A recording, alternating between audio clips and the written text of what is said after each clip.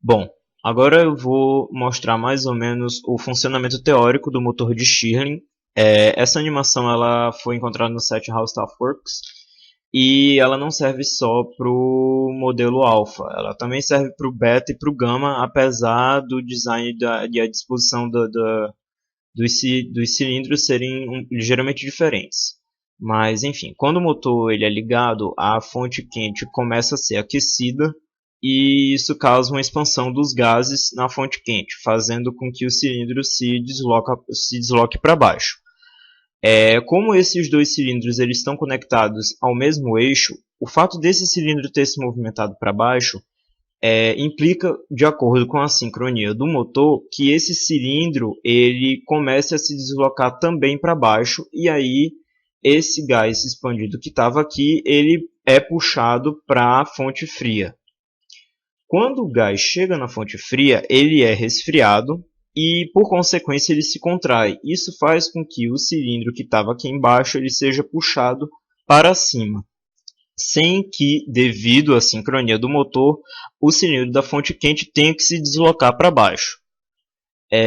Só que aí, como o eixo ele continua rotacionando e a fonte fria continua a esfriar o resto de gás que ainda tinha aqui, esse cilindro ele é completamente puxado para cima e isso faz com que o cilindro da fonte quente ele se desloque um pouco para baixo, puxando a porção de gás que estava aqui na mangueira.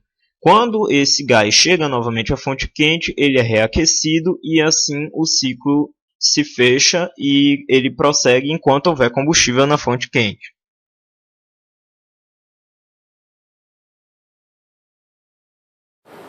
Então, gente, eu vou mostrar para vocês agora o êmbolo da seringa que serviu de pistão do cilindro do motor Stirling Alpha. Eu vou desparafusar ele do virabrequim. Vou aproveitar e mostrar o conector também. O conector que a gente usou foi um conector de fiação de fio de eletricidade, certo? Aí a gente fez uma adaptação nos metais e tal que a gente usou para fazer a conexão e ele encaixa assim. Nesse caso o parafuso entra aqui nesse buraco e a gente aparafusa e ele está preso, certo? Mas bem, vamos mostrar o êmbolo. Deixa eu desprender aqui para tirar a pressão. Pronto. Esse êmbolo aqui é uma seringa de vidro, de uma seringa de vidro de 10 ml e ele precisou de uma modificação para servir para o uso que a gente queria. Ele precisou ser lixado algumas vezes e depois polido com cera para que diminuísse o atrito entre o êmbolo e o corpo externo da seringa, para que ele pudesse se movimentar de uma maneira suave e diminuísse o atrito do sistema como um todo, né? E a gente não perdesse o giro do motor por causa desse atrito. Um dos problemas que a gente teve com o nosso motor foi, inclusive, ter lixado o êmbolo em excesso. Com o intuito de diminuir o atrito, esse êmbolo ele foi lixado mais do que ele devia ter sido e isso terminou diminuindo o diâmetro do corpo do êmbolo. Aí, quando a gente encaixa ele no corpo da seringa, acontece um vazamento, uma perda de pressão pelo pequeno espaço que existe entre o corpo externo da seringa e o corpo do êmbolo dela. A pressão ela escapa por aqui. Na verdade, tanto pode entrar ar no sistema como sair o ar do sistema, dependendo da situação. Mas quando o sistema está aquecido, ou seja, quando o motor é posto a funcionar, que os gases eles se expandem, então o sistema termina perdendo gás. E aí nos últimos testes ele não conseguiu fazer o seu ciclo por completo. E com relação a as adaptações que a gente fez no êmbolo, para que ele servisse para o motor, a gente precisou esmerilhar um pouco, porque agora não dá para ver e eu também não pretendo tirar o Durepoxy para isso. Mas essa seringa, ela tem um final de vidro aqui, onde não tinha, obviamente, o Durepoxy, e esse fim dela era semelhante a essa parte daqui.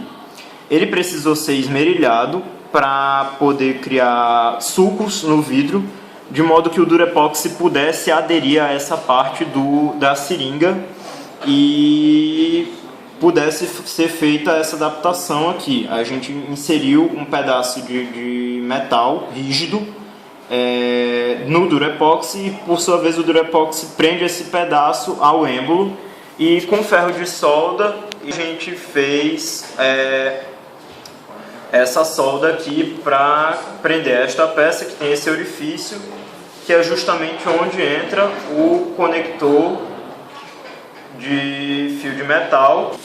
O êmbolo ele poderia ter uma solução para o problema do diâmetro, de o diâmetro ter sido muito diminuído.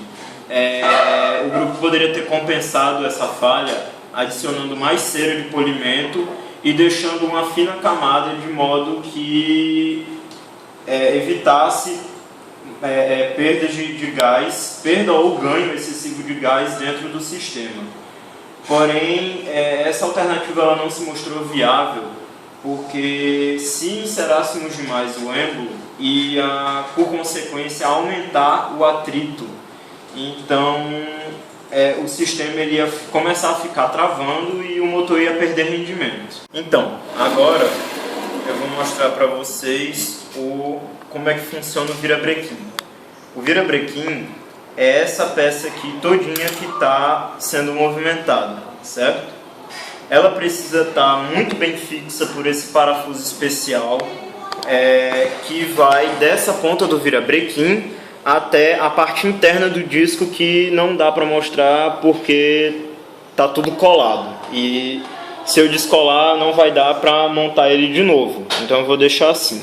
Mas o que acontece? É um parafuso que tem um buraco do tipo fenda para ele ser preso, apertado do outro lado, e existe essa peça aqui que, se vocês observarem bem, ela fica girando de acordo com a rotação do disco de rotação. Esse rolamento ele foi projetado inicialmente, o seu uso, na verdade, é feito para discos rígidos de computador. Se vocês notarem bem, esse aqui é o suporte da agulha de um disco rígido de um computador, certo? Então, esse suporte ele precisa se movimentar ao longo do disco rígido para fazer a leitura dos dados. E esse rolamento ele tem que ser muito suave para que a agulha ela possa se movimentar sem nenhum problema. Então, esse rolamento ele é feito utilizando ímãs. Então, ao redor do espaço interno do rolamento. Então, a parte de metal do parafuso ela fica, digamos, flutuando, e desse modo a gente não observa praticamente nenhum atrito quando se faz esse movimento aqui. O eixo do virabrequim ele foi novamente adaptado para poder sustentar essa presilha aqui no meio, que faz a conexão com o resto da parte do virabrequim. Esse aqui era originalmente o suporte da agulha do disco rígido, e simplesmente prendemos esse suporte aqui que segura o eixo do virabrequim. Ele também foi preso com auxílio de Durepoxy e o conector de fio de fiação elétrica. E ele é preso ao cilindro, ao pistão, com o mesmo conector, de modo que essa movimentação ficasse maleável e minimizasse o atrito entre essas peças. Bem, vamos falar agora um pouco da base do motor. Como vocês podem ver, ele foi suportado numa base de ferro, retirado do aparelho de videocassete. Uma vez que o corte da chapa de ferro foi erroneamente feito, então ocasionou um mau alinhamento da base. O que futuramente aconteceu que quando o motor foi entrar em funcionamento, aumentou o atrito, e o que afetou no rendimento do motor.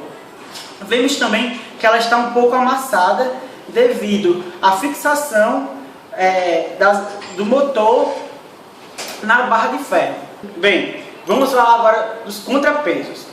É sabido que nem todo motor necessita de contrapesos. Tem motores que funcionam perfeitamente sem eles.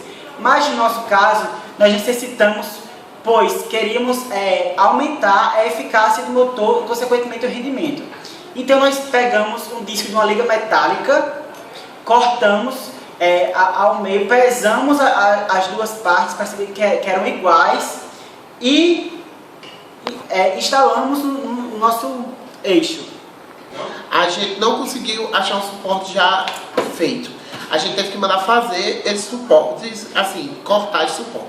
Sendo que a gente não conseguiu cortar as medidas precisas, assim. E acabou que a gente não teve o cuidado de fazer as dimensões e passar isso para o ferreiro. Foi feito meio que no olho, certo? Aí, qual era a serventia do suporte? O suporte, ele tinha que, no projeto inicial, quando a gente conversou, era fazer o quê? As seringas, elas tinham que estar na mesma altura. Outra questão, esse suporte aqui, ele não tem muita rigidez. Isso, para o nosso motor, vai acabar acontecendo ele, nesse giro aqui, ele dissipar muita energia e gerar atrito. No que diz a respeito às seringas, a gente trabalhou com a seringa de volume de 10 ml, certo? O material da seringa é de vidro. Por que vidro? Porque ela suporta altas temperaturas, para suportar altas temperaturas. A gente pode perceber aqui que ela suporta até 200 graus Celsius, certo? E aqui, que o bico dela é de metal.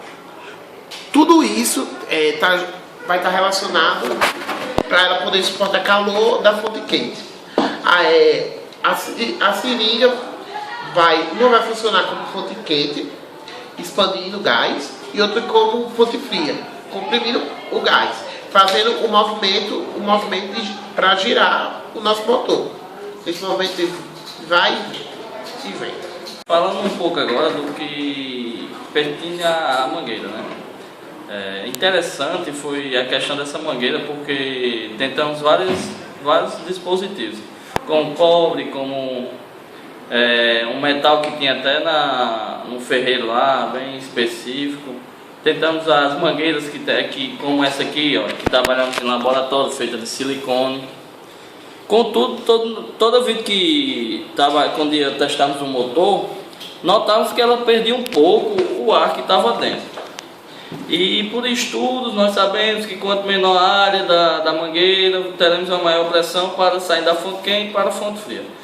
E nesse intuito, não só o nosso grupo, como todos os grupos, pensou em uma mangueira que não dissipasse muito ar. E foi analisada, e a melhor que se achou foi colocando essa fita isolante, onde se conseguiu conservar mais o ar para que se transferisse da fonte quente para a fonte fria, como já explicado a questão que uma contrai e a outra expulsa, certo, Emo? Bem, agora falando um pouco sobre o eixo e logo após o disco. Começando sobre o eixo. O eixo foi tirado de uma peça do videocassete, em que esse eixo serve para rebobinar as fitas, para trabalhar o processo das fitas, ou seja, é um eixo totalmente sem atrito. Como podemos até ver, a questão, eu trabalhando aqui, podemos ver que o eixo realmente é um eixo que desliza totalmente, certo? Com isso, contudo, quer dizer, tivemos um problema quando eu estava trabalhando em que o eixo ficou preso no disco de rotação. Professor, na escolha do disco, os nossos vídeos que trabalhamos em cima dele, da apresentação, nos indicaria que pegasse CD e juntasse 4 CDs para poder fazer o nosso disco girar. Contudo, quando saímos para comprar as peças, o girabrequim, as seringas, encontramos esse disco, que ele encaixava perfeitamente no eixo do nosso motor, ocasionando assim uma melhor precisão do rendimento, uma melhor precisão do girabrequim, das seringas, e achamos ideal. E ele realmente foi muito eficaz. Contudo, aos grandes problemas que tivemos, os grandes atritos, o nosso disco, apesar de ter sido rígido, ele começou a ficar um pouco torto. Não sei se dá para notar no vídeo, porque ele começou a ficar um pouco torto, puxando o êmbolo da seringa, o que nos daria a resposta de ter um cuidado na escolha, novamente, do disco. Além dos CDs que não daria certo, esse também não daria certo. Em relação ao casco, a gente escolheu o isopor por ele apresentar uma alta flutuabilidade, certo? O nosso casco seria composto com 10 centímetros de altura, 40 de largura e 30 de comprimento, certo? A gente iria remover o que diz respeito a essa parte verde ao longo de toda a extensão do isopor, para ficar semelhante ao modelo catamarã. Assim, diminuindo o arraste da água sobre o nosso barco, que seria a superfície do isopor.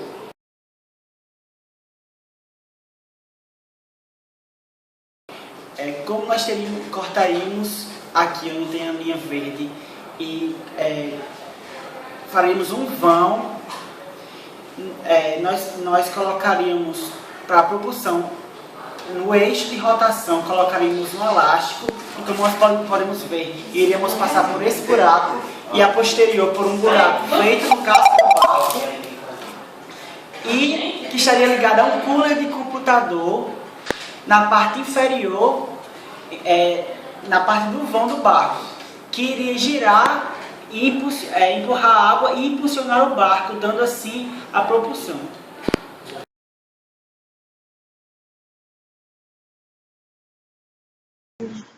Não aquecer. Não, pô, demora pra aquecer. Tem vezes que demora até 4 minutos, né?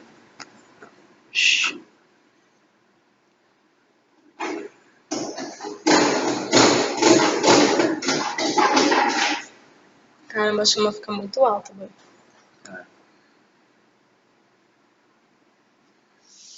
Tá bem concentrada, viu? Essa é a altura certa. Já marca aí 2 minutos.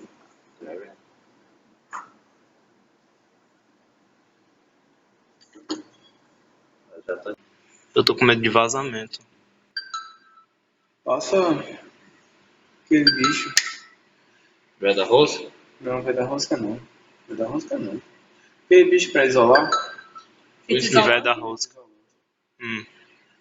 Agora só tem uma coisa, não tá alinhado não, viu? Ó, Tá completamente tá desalinhado. bem desalinhado. Isso vai dificultar a rotação. Vai. Mesmo.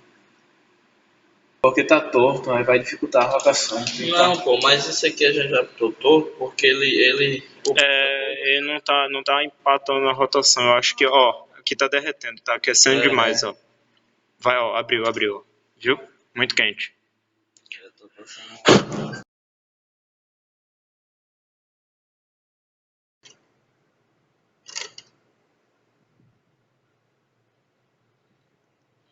5 minutos? 5 minutos. Peraí. Segura aí. Não, quebrando. filho. Tô quebrando aí, deixa quieto. Saiu isso aqui, tinha que estar, não. Tá certo. Saiu do eixo. Saiu do eixo ali. Olha. Do outro lado aqui. Saiu, tá forçando. Quebrou. Foi mal.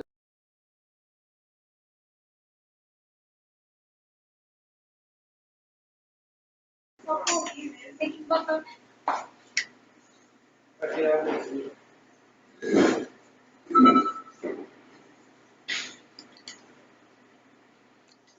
Deve pensar na pegar fogo.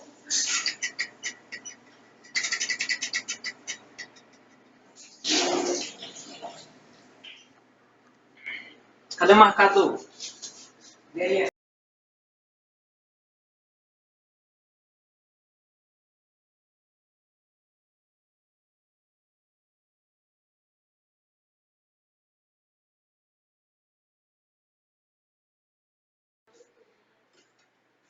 Qual é o teste? Teste 1. Perdeu as contas.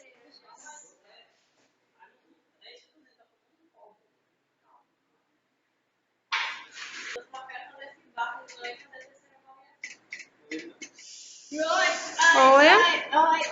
Olha. Deu uns 3 anos. Deixa esquentar mais. Deu uns 3 anos. Momentos de tensão.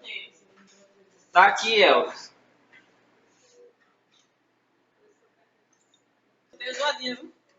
Zoada é sinônimo de motor funcionando. Deixa esquentar mais. Ainda tá em 1 minuto e meio. Você não quer botar mais álcool, não? Acho que já evaporou o álcool todo que tem ali. Tem pouco. Acho Tá gastando. a mangueira.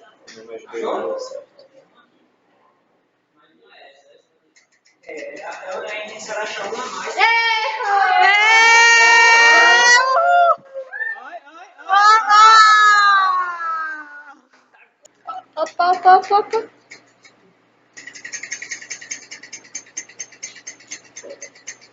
Tá perdendo velocidade ainda. Bora. Ficou. Ainda tá perdendo. Mas não, tá perdendo. Deixa eu tentar regular um pouquinho.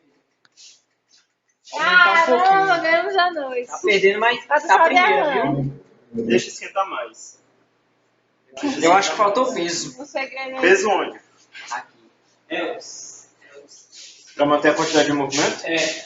Faltei nesse. Eu boto peso, mano. Isso é o de menos. Só de menos, botar peso. É o de menos, é o de menos. A base tá mexendo ainda, viu? Ó, ganhou velocidade agora.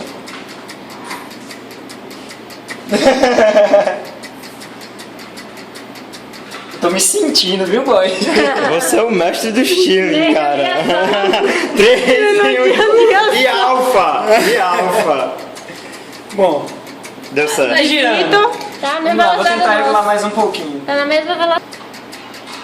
Eu vou ver se eu faço ajuste. Eu não falei não que eu tava, caramba, tá muito rápido agora. Tá aumentando. Jesus, tá muito rápido.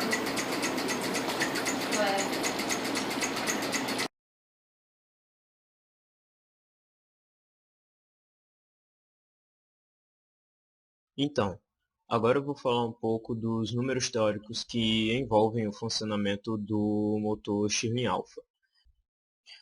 A maioria dos grupos fez o mesmo motor que foi o Alpha, então, teoricamente, os cálculos eles são basicamente os mesmos, inclusive os valores de volume e de pressão, porque existe um padrão de volume, de ajuste de volume nas seringas, onde a fonte quente ela fica com 3 ml e a fonte fria com 1 ml.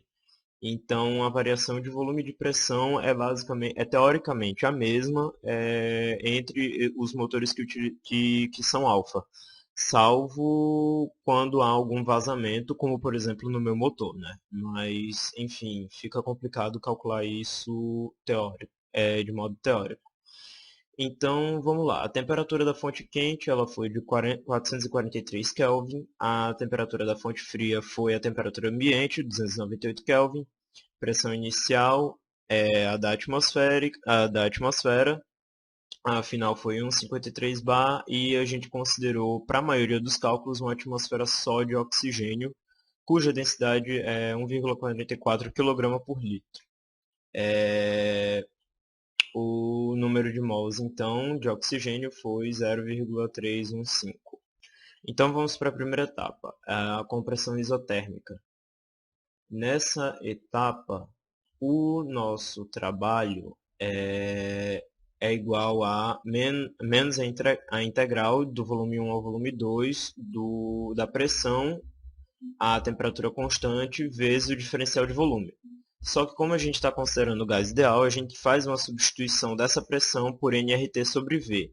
E aí a gente desenvolve a integral chegando a essa parte daqui, certo? E substituindo os valores e fazendo os cálculos, a gente encontra que o trabalho foi de aproximadamente 650 joules. A energia interna, a variação da energia interna vai dar zero. Por quê?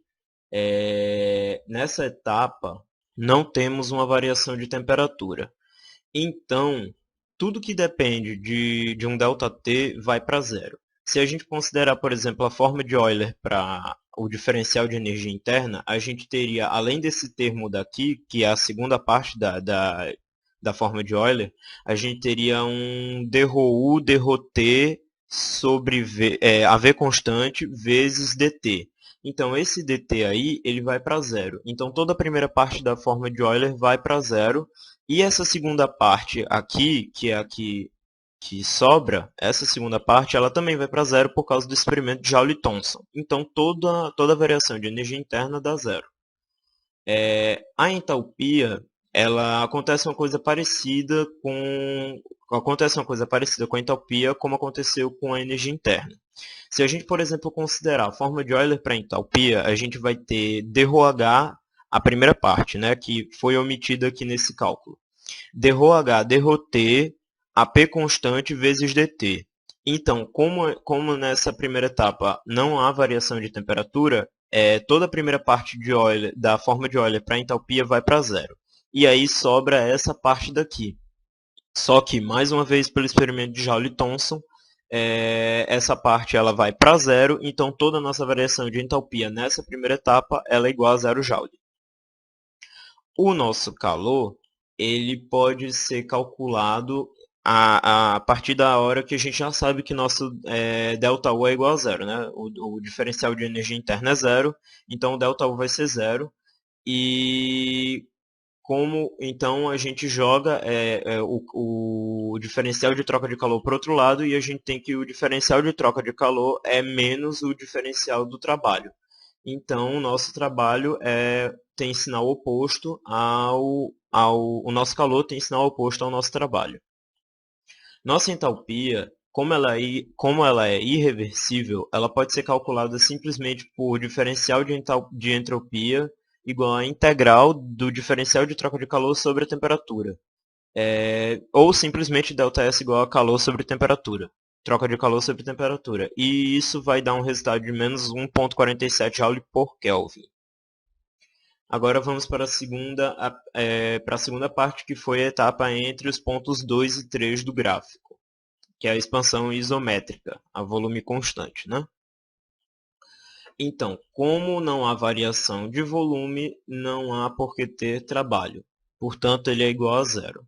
Já que o nosso trabalho é igual a zero, essa parte daqui, para o cálculo da energia interna, ela é igual a zero. Isso significa que o nosso ΔU, o nosso diferencial de energia interna, vai ser igual ao diferencial de troca de calor. Então, é um cálculo só para as duas coisas. E o nosso diferencial de energia interna, agora que a gente tem uma variação de temperatura, ela não é zero, então a gente pode usar a forma de Euler para a energia interna, que é aquilo que eu falei. Essa aqui é a primeira parte, né? dρu, dρt, AV constante, vezes dt, e a segunda parte, que seria dρu, dρv, AT constante vezes dV, ela vai para zero por conta do experimento de Joule-Thomson para os gases ideais, certo? Então a gente fica com essa integral aqui de T2 a T3, que ela é simplesmente o nosso calor, a nossa capacidade calorífica volume constante vezes o diferencial de temperatura. Então, que para os gases ideais você vê, para o oxigênio, que é um gás biatômico, ele é igual a 5 meios, certo? E temos o nosso número de mols, a constante dos gases ideais, considerando Joule, né? Usando aqui a unidade de Joule, já ele tem esse valor, por Kelvin por mol, e vezes o diferencial de temperatura. Então, tirando as constantes da integral e resolvendo o dt, que foi a única coisa que ficou dentro, ele sai como ΔT e temos aqui todas as outras constantes. A gente corta todas as unidades que são iguais, né? E termina aqui, resolvendo os cálculos, termina aqui o nosso ΔU, tem até aqui ainda está na forma diferencial, mas já deveria estar na forma de delta, porque já foi integrado. Nosso ΔU é igual ao nosso calor trocado, né? Não existe variação de calor trocado. ele fica igual a menos 949, quase menos 950 Joule. A nossa entalpia ela é dada pelo calor mais o volume vezes a variação de pressão. Lá no início já tínhamos a variação de pressão que foi calculada considerando os volumes padrões que os cilindros eles variam, certo? Então nós temos o valor do nosso calor e a gente simplesmente calcula o volume daquela etapa vezes a variação da pressão, certo? E deu aproximadamente menos 949,05 Joule.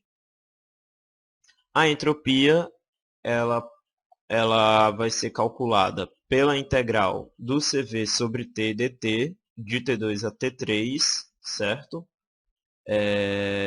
E aí o CV, como ele é constante, sai da integral, fica só dt sobre T. E tirando as constantes da integral, fica só dt sobre T, substituindo os números, né? E isso daí dá um logaritmo neperiano da temperatura inicial sobre a temperatura final. E o nosso ΔS fica igual a menos 2,6 Joule por Kelvin. Agora vamos para a próxima etapa, que é entre os pontos 3 e 4 do gráfico, que é a expansão isotérmica. Ela é basicamente oposta à primeira etapa, e o calor ele vai ser calculado substituindo mais uma vez a pressão da temperatura constante por nRT sobre V, tira-se as constantes da integral e termina-se com o logaritmo neperiano do volume inicial até o volume final daquela etapa do ciclo. Então, substituindo os valores da equação depois de integrada, a gente fica com esses valores aqui, certo? E o trabalho ele termina resultando em 436,74 Joule. A energia interna, ela mais uma vez vai para zero porque não temos variação de temperatura, ou seja, a primeira forma de Euler que foi omitida, ela vai para zero. E a segunda parte da forma de Euler, ela vai para zero também, porque para os gases ideais, Joule-Thomson disse que ela é zero. Então, o ΔU é igual a zero. A entalpia, da mesma forma. A primeira parte da forma de Euler para a entalpia, ela tem um diferencial de temperatura, só que como essa etapa ela é isotérmica, essa primeira parte ela vai para zero, e a segunda parte para os gases ideais, segundo Joule-Thomson, segundo o experimento dele, também é zero, então toda a variação de entalpia nessa etapa ela é zero. Isso faz com que o nosso calor, mais uma vez, ele venha para essa parte da equação e a gente tem que o diferencial de troca de calor é igual a menos o diferencial do trabalho isotérmico. E então é simplesmente adicionar um sinal negativo para o valor que a gente encontrou para o trabalho e a gente encontra que a troca de calor dessa etapa foi de menos 436,74 Joule. A entalpia para um processo isotérmico ela é calculada dessa forma, certo? E então na etapa anterior a essa etapa que eu estou agora, a entropia ela não foi calculada com essa equação porque não estávamos num processo isotérmico, estávamos num processo isométrico.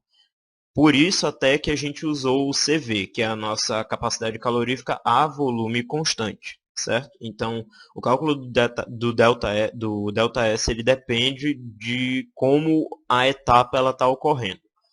Enfim, nessa daqui, que é uma etapa isotérmica, como eu já falei, é simplesmente o calor sobre o trabalho. E aí a gente pega o calor total, divide pela temperatura, que no caso agora a gente está na fonte fria, né, nessa hora, e o ΔS vai ser 1,47 Joule por Kelvin. A última etapa, que é a que finaliza o ciclo, né? Vamos retornar do último ponto ao ponto inicial, é uma compressão isométrica novamente. Então, como não temos variação de volume, o nosso trabalho ele é igual a zero, certo? Nosso diferencial de energia interna ele não sofre alteração, tá? Só que aí quer dizer, ele sofre alteração sim, desculpa. Como é isométrico, essa parte aqui do trabalho, que é exatamente aqui, ela vai para zero. E a gente tem que o nosso ΔU é igual à troca de calor dessa etapa. E aí a gente pode calcular fazendo uso novamente da forma de Euler para a energia interna. Essa é a primeira parte da forma de Euler, certo? Ela não vai para zero porque nós temos uma variação de temperatura, tá? Agora a segunda parte da equação de Euler para a energia interna, que seria dρu, dρv, a t constante vezes dv, ela nesse caso e na etapa 2 para 3 também, ela vai para zero por dois motivos. Um, que é o que eu sempre falo, que é porque o experimento de Joule-Thomson diz que essa segunda parte da forma de Euler ela vai para zero. Mas ainda que não fosse, isso para os gases ideais, mas ainda que não fosse, como ela tem um diferencial de volume no final da segunda parte da forma de Euler para energia interna, como a gente está num processo isométrico, essa segunda parte ela iria para zero, independente do experimento de Joule-Thomson. Mas enfim, vamos continuar esse cálculo, que é a primeira parte da forma de Euler, certo? Que ela é igual ao CV vezes o diferencial de temperatura da temperatura do ponto 4 até o ponto inicial. Então a gente substitui os valores, né?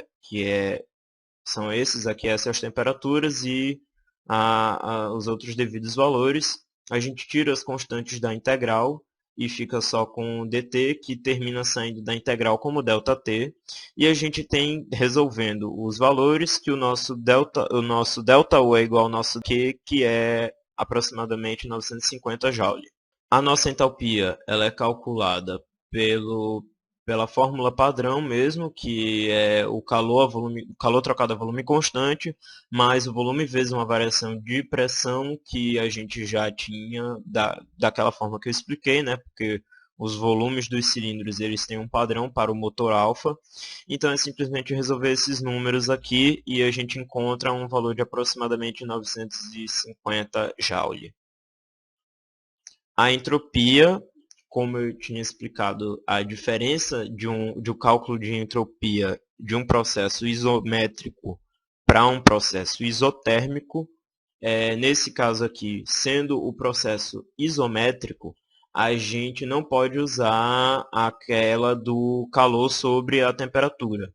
Então, a gente vai partir para o CV, já que é um processo isométrico, e integra ele, CV sobre T dt, da temperatura da última etapa até a nossa temperatura inicial. Então, o nosso ΔS fica com o CV do lado de fora da constante, porque ele fica do lado de fora da integral, porque é constante, né, 5 meios, e a gente fica só com a integração de dt sobre t, que dá, substituindo os valores aqui e aplicando os limites de integração, né, a gente fica com o logaritmo neperiano entre as temperaturas e o nosso ΔS sai igual a 2,6 Joule-Kelvin a menos 1. Bom, finalmente a eficiência do ciclo todo, como é uma máquina térmica, a equação ela é esta daqui, eficiência igual a 1 menos a temperatura da fonte fria sobre a temperatura da fonte quente. Substituindo os valores, a gente encontra uma eficiência de 0,33, que em porcentagem dá isso daqui. Ou seja, para cada mol de combustível que a gente usa, 66% desse mol de combustível utilizado, queimado, ele é dissipado na forma de barulho, na forma luminosa, em teoria, né? Ele não serve para realização de trabalho. Apenas 33% de 1 mol de combustível que a gente queima é utilizado de fato para que o motor realize trabalho. Só que, claramente, esse rendimento, na realidade, é bem menor do que 33%, porque isso aqui é um cálculo teórico e não estamos considerando, por exemplo, as falhas dos nossos motores. Bom, então dá para a gente organizar uma tabela com todos os valores de trabalho, calor, variação de energia interna, variação de entalpia e variação de entropia, considerando todas as etapas. E a gente observa que quase o fechamento da entalpia, mas a energia interna e a entropia, elas fecharam bonitinho, mostrando que o processo é reversível. E nós temos aqui os nossos valores de trabalho e calor. Então a gente agora vai partir para a reação de combustão do etanol. Ela está balanceada já, certo? E esse nitrogênio aqui, ele apareceu no início e no fim da reação porque fizemos a queima em atmosfera aberta. Então, para os cálculos, a gente assumiu que 80% da atmosfera é composta de nitrogênio e os outros 20% de oxigênio. Ou seja, ignoramos o hidrogênio, o argônio e os outros gases que existem na atmosfera, para simplificar os cálculos. Então, nosso ΔH de combustão, ele é igual ao ΔH de formação dos produtos menos o ΔH de formação dos reagentes. Então, substituindo esses valores aqui na equação, a gente encontra que o nosso ΔH de combustão é esse valor aqui em kJ ou esse em quilocaloria por mol. Nossa temperatura de chama ela pode ser calculada através do uso do ΔH. Então, a fórmula é essa daqui, certo? Então, a gente faz a substituição dos valores sem deixar de prestar atenção para o sinal. Utilizamos mesmo em caloria por mol, porque o R em caloria por mol ele é mais simples. Então a gente sai fazendo os cálculos aqui para a temperatura de chama, né, substituindo os valores com o somatório dos CPs, certo? De cada gás que está presente na equação. E simplesmente desenvolvendo a matemática, né, fazendo a integração aqui, a gente fica com ΔT e passando os números para lá e para cá, fazendo as devidas somas e divisões, a gente encontra que a temperatura de chama é de aproximadamente 4.197 Kelvin. Já a temperatura de explosão, ela faz uso da energia interna. Então, a gente tem que converter o valor de entalpia que a gente tem utilizando essa equação para a gente sair de um valor para o outro, tá? Só detalhe que esse símbolozinho aqui com interrogação, o PowerPoint não reconheceu, mas isso aqui é uma letra chamada Ni, e ela faz referência à variação de número de mols dos compostos gasosos, ou seja, ela leva em consideração a estequiometria dos produtos gasosos, certo? E dos reagentes também. Então, fazendo o uso dessa equação aqui, a gente pode encontrar, substituindo os valores, o R em caloria por mol, a gente pode encontrar quanto foi o ΔU, e ele está aqui, 327,23 quilocalorias por mol. Então, com o valor do ΔU, que a gente achou na equação anterior, a gente tem como fazer o cálculo da temperatura de explosão. Só que, diferente da outra equação, a gente usa a capacidade calorífica a volume constante. Enfim, integra ela no diferencial de temperatura e faz o somatório de todos os gases que estão na reação, certo? Por isso, todos esses valores aqui. Aí a gente tira eles da integral porque eles são constantes, fica só o dt, integra, dá uma variação, tem o valor aqui da constante, e aí a gente trabalha só a matemática, né? Faz as somas e multiplicações e divisões necessárias e acha que a temperatura de explosão é próxima à temperatura de chama, exatamente porque o valor do ΔU deu próximo ao valor do ΔH.